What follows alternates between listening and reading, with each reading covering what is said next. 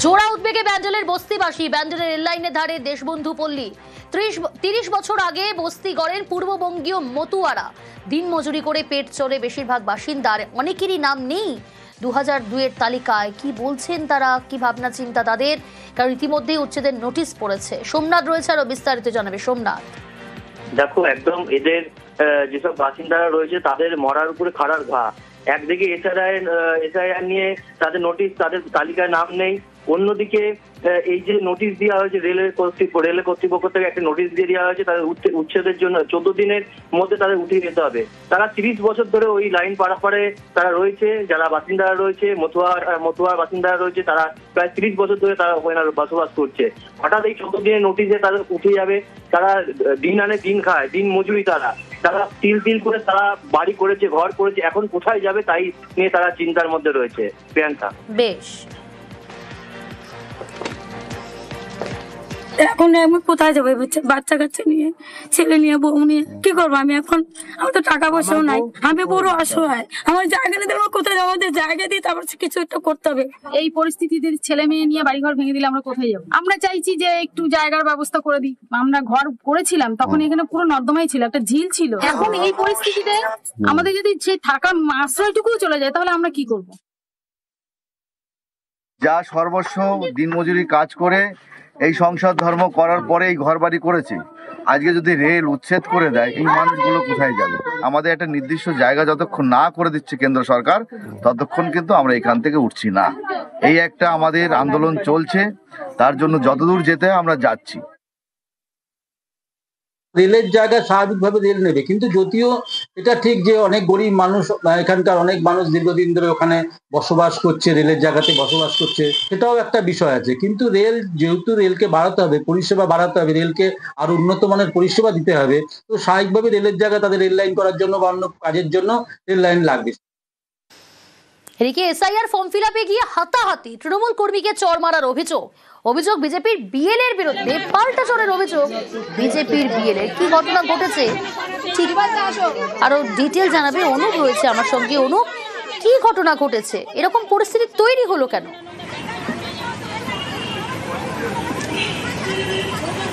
তো লেকটাউন যে বিধানপল্লী এলাকা, সেখানেই মূলত যে বিএলএ 2কে কিন্তু মারধরের অভিযোগ বিজেপি বিএলএ 2 এর বিরুদ্ধে। একেবারে তৃণমূল কংগ্রেসের কর্মীকে কিন্তু চড় মারার অভিযোগ উঠলেই বিএলএ 2 এর বিরুদ্ধে। এবং যে অভিযোগ একেবারে আজকে যখন লেকটাউন বিধানপল্লী এলাকায় এসআইআর এর ফর্ম বিলি করা হচ্ছিল, ঠিক সেই সময় কিন্তু একেবারে তৃণমূলের পক্ষ থেকে বলা হচ্ছে বিএলএ 2 তিনি কিন্তু একেবারে খারাপ ব্যবহার করছেন এবং পাল্টা অভিযোগ করছে তার কাছ থেকে খাতা পেন কেড়ে নেওয়া হয়েছিল। এবং অন্যদিকে তৃণমূলের পক্ষ থেকে বলা হচ্ছে তিনি খারাপ ব্যবহার করছেন। এবং সেই সময় বলা হচ্ছে তৃণমূল কংগ্রেস কর্মী তাকে কিন্তু বিএলএ 2 তিনি চড় মারেন। এবং সেই সময় তৃণমূল কংগ্রেস যারা কর্মী তারা কিন্তু সেখানে পৌঁছে যায়।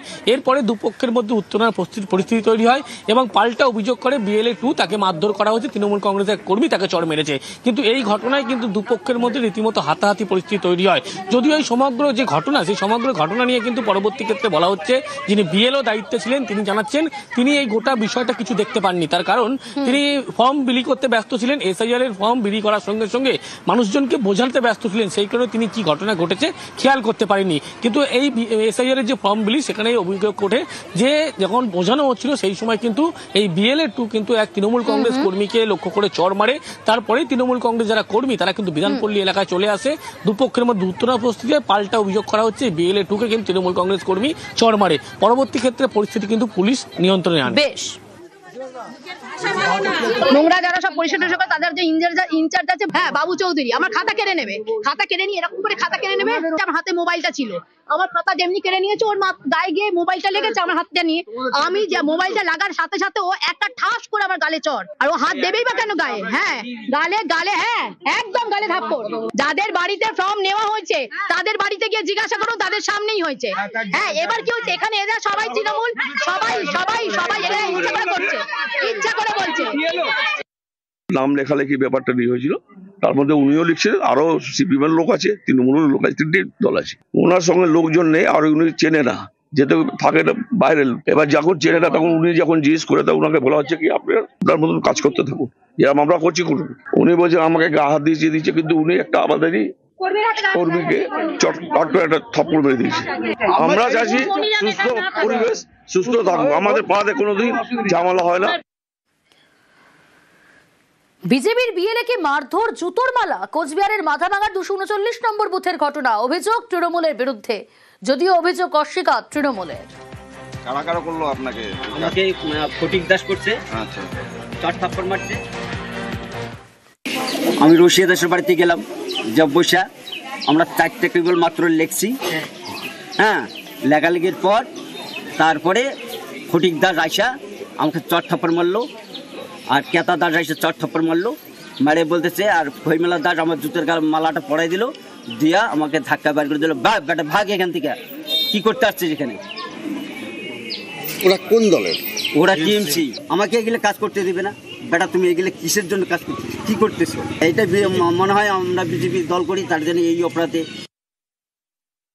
আমি খবরটা শুনিনি, খোঁজ নিয়ে দেখছি। আর তৃণমূলের নেতারা এখানে জড়িত কেন? বিএলওরা তো নির্বাচন কমিশনের লোক, এখানে দলের কোনো সম্পর্ক নেই। তৃণমূল এটা আজকে এত ভীত হয়ে গেছে, আজকে এই ধরনের একটা নোংরা কাজ করছে। বিজেপি কিন্তু চুপ করে থাকবে না।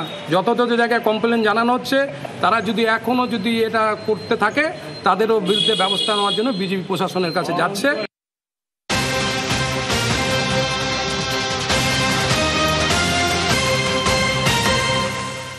বারুইপুরে বিজেপির বিএলএ আক্রান্ত। বিএলএকে মারধরের অভিযোগ বিএলওর বিরুদ্ধে। মারধরে অভিযুক্ত পঞ্চায়েত উপপ্রধানের স্বামীও।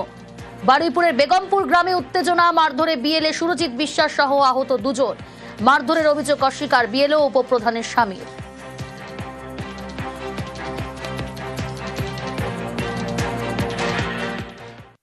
আমার যিনি বিএলও আছেন অঞ্জনা মণ্ডল, উনি 4 তারিখে ফর্ম বিলি করেছেন পঞ্চায়েত থেকে ফর্ম তুলে, সেটা আমি জানতে পেরেছি। জানতে পারাতে ওনাকে বলেছি ফর্ম দিয়েছেন, আপনি আমাকে জানাননি কেন? তো বললো না আমি নিয়ে এসেছি, আমি 10টা ফর্ম নিয়ে এসেছি, আমি যাদেরকে চেনা তাদেরকে দিয়েছি। আমি বললাম আপনি তো আমাকে না জানিয়ে দিতে পারেন না। তো এই কথাতে ওনার সঙ্গে আমার একটু তর্কতর্কি বা কথা কাটাকাটি হয়। উপপ্রধানের স্বামী রিয়া বর্মনের স্বামী কোথা থেকে এসছেন, বাইক চড়ে এসে আমাকে যথারীতিভাবে ধস্তাধস্তি, ধাক্কা ধাক্কি, কিল ঘুষি, মারামারি, তার সঙ্গে আরও কিছু লোকজন এসে আমাকে মেরেছে।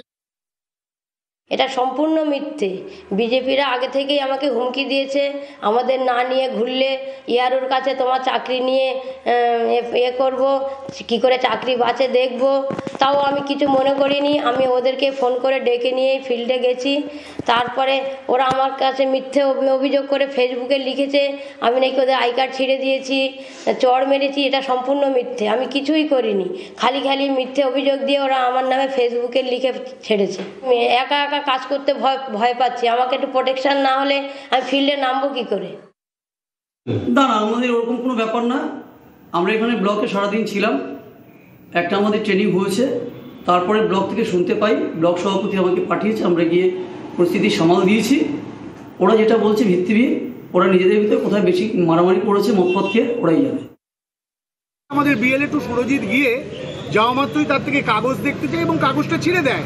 তারপরে অঞ্জনা দেবী প্রথম চটটা মারে সুরজিতের গালে। তারপরে বেগমপুর পঞ্চায়েতের উপপ্রধানের যিনি হাজবেন্ড চয়ন বর্মন 15-20 জনকে নিয়ে আমাদের ফেলে বিএলএ টুকে মারে। 53 বছর বয়স, সে ঠেকাতে গেলে তাকে এমন মেরেছে, তার মাথা ফেটে গেছে, কান দিয়ে রক্ত বেরোচ্ছে, মাথার পেছনে রক্তের ক্লট জমে গেছে। চয়ন বর্মনকে গ্রেপ্তার করা হোক, অঞ্জনা মণ্ডলকে ইমিডিয়েট বহিষ্কার করা হোক। সেটা হতে পারে যারা বিএলও হিসেবে কাজ করছে তারা মারধর করতে যাবে। চয়ন বর্মন পার্টি অফিসে ছিল, গণ্ডগোলের সূত্রপাত হওয়ার পরে আমি তাকে পাঠিয়েছি। বিজেপি যাকে বিএলও 2 বানিয়েছে সে ওখানে থাকে না, তার কোনো বাড়িঘর নেই, ভোটার লিস্টে নাম আছে কিনা আমার জানা নেই। শুধুমাত্র প্রশ্ন করেছে আপনি এখানে থাকেন না, আপনি কি করে এলেন? তখন চয়ন বর্মনের উপরে অকথ্য ভাষায় গালাগালি করে। ওই যে প্রমাণিত হবে আসল সত্য নিশ্চয়ই উদ্ঘাটিত।